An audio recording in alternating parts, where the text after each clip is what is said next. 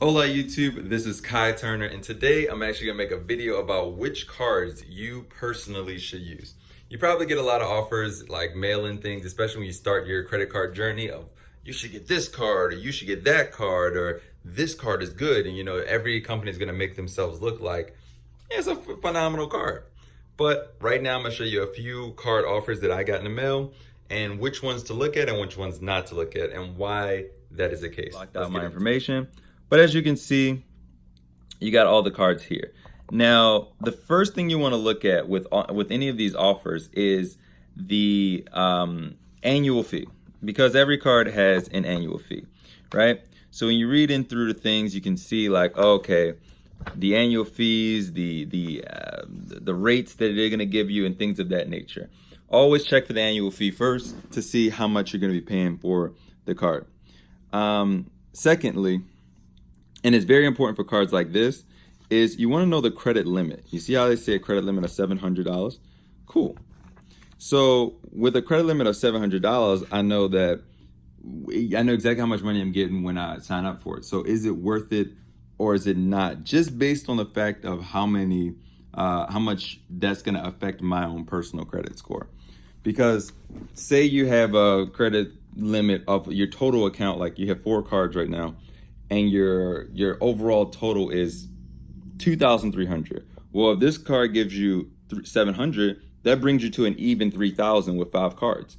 That's gonna look pretty good, you know what I mean? So you definitely want to consider that. Third thing you want to notice, and this is super important, you see how this one says no penalty, no fees, and things like that? You want to look at the APR. And a lot of them, when you get them, they'll give you some offer codes and things of that nature. I already used these, so I mean, obviously you guys can't use any if you wanted to. But in the fine print, they will tell you the rates and the terms, as you can see here. So the APR on this is a 28%, but it's based on the prime rate, 33% for cash advances. So you would never want to do cash advance because that's just basically a waste of money. As you can see from the thing right here, this is exactly what I was talking about, the annual fee, which is $48 for the first year, billed $4 a month afterward, and $75 for the one-time fee. So like I said before, you want to know the annual fee and the upfront cost, because that means when you first get your card, you're going to be at a deficit off the bat, right? In this card, it actually specifies that if we give you $500, you're going to start your card limit with $370, right? Because you obviously owe the other $120 because of the 75 and the 48. So that's something huge to consider, right? So let's do a recap, because I don't know, maybe some people forgot it already. All right. First thing you check for is the overall credit limit, right? This might be in a different order, but we're gonna go with it like that. Credit limit. How much credit are you gonna get with said card? 2 is obviously gonna be, does this card come with an annual fee, and what's the startup fee look like? Because if you don't want to have all your total all 4 or 5 year credit cards billed paying like $1,000 annually. That's a lot of money to be paying for credit cards. You know what I mean?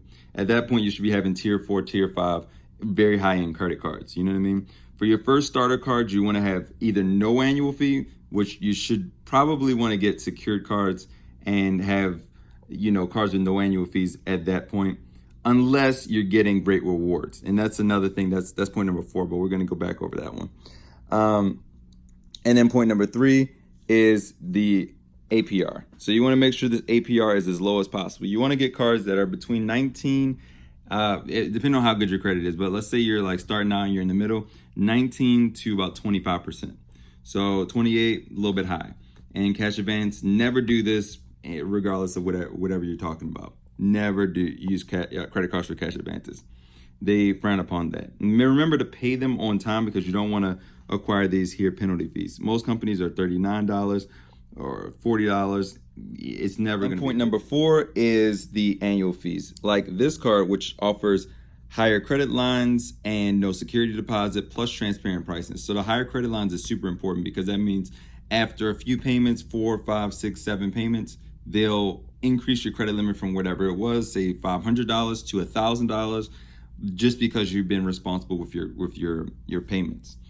And of their cards, which I would say definitely for your first couple of cards, you should get cards that have 1% back cash back, 2% cash back, and things of that nature, because it makes it so that you get something in return for each purchase you make. You know what I mean? Getting 1% back on a $100 purchase means you got $1 back.